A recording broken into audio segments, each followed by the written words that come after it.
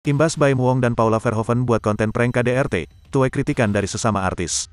Baim Wong dan Paula Verhoeven menuai kritikan dari sesama artis setelah membuat konten prank kekerasan dalam rumah tangga, KDRT. Kabar kurang menyenangkan datang dari keluarga Baim Wong. YouTuber kondang itu mendapat kritikan hingga kecaman dari sesama artis. Bukan tanpa sebab, hal itu karena Baim membuat konten prank bersama istrinya, Paula Verhoeven. Dalam video tersebut, Baim Wong melakukan KDRT hingga Paula Verhoeven datang menemui polisi. Video prank KDRT itu diunggah dalam kanal YouTube miliknya Baim Paula, Sabtu, tanggal 1 Oktober tahun 2022. Diketahui, video tersebut sudah ditakedon pada Minggu, tanggal 2 Oktober tahun 2022. Video itu berjudul, Baim KDRT, Paula jalani visum, nonton video ini sebelum di-take-down.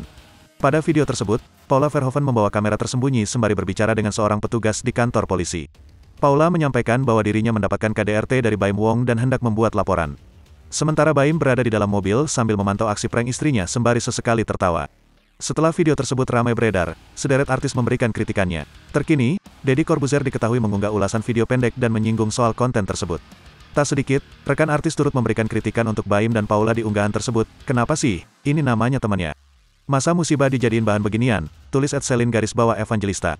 Why oh why, apakah ide bikin konten harus sampai di level ini kah Mas Baim, tulis @melvin_melveles. KDRT bukan untuk bercandaan apalagi prank. Polisi pun di prank gimana nih @divisi Humas Polri @Polda Metro Jaya, tulis @sabrina_cairunisa_.